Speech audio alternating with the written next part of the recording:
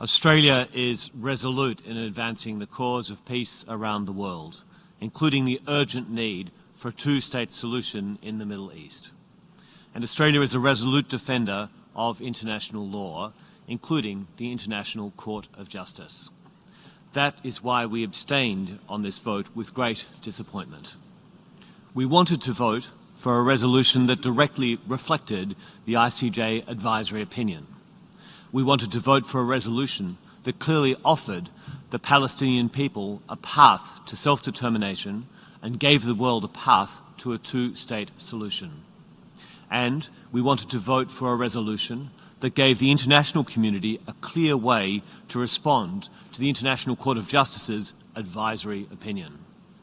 However, we are concerned that by making demands of the entire United Nations membership that go beyond the scope of the advisory opinion, the resolution distracts from what the world needs Israel to do.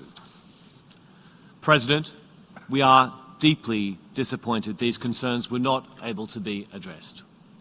Australia supports many of the principles of this resolution, and we are already doing much of what it calls for. We adopted the name Occupied Palestinian Territories because that is what they are. We have affirmed that Israeli settlements in the occupied Palestinian territories are illegal. We insist Israel must cease settlement activity. We have sanctioned extremist Israeli settlers because they must be held to account for their violence. We will deny anyone identified as an extremist settler a visa to travel to Australia. We doubled our funding to UNRWA because it does vital work. We have not supplied weapons to Israel in at least the last 5 years.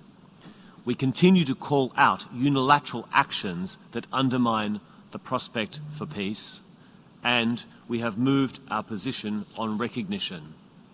We now see recognition as an integral part of a peace process and as a way to contribute meaningfully towards the realisation of a two-state solution.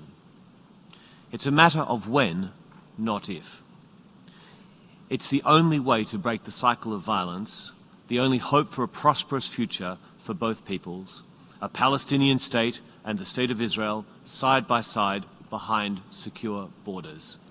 Any alternative is either unacceptable or unachievable. President, the occupation must be brought to an end, such that we see security for Palestinians, for Israel, and for the region.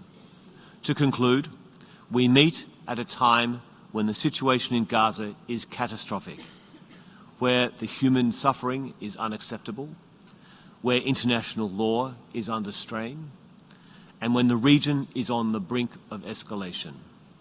We urge Member States to remain focused on these most desperately urgent issues. We want to see aid flow at scale. We want to see civilians protected, and we want terrorist group Hamas to release the hostages it took on October 7.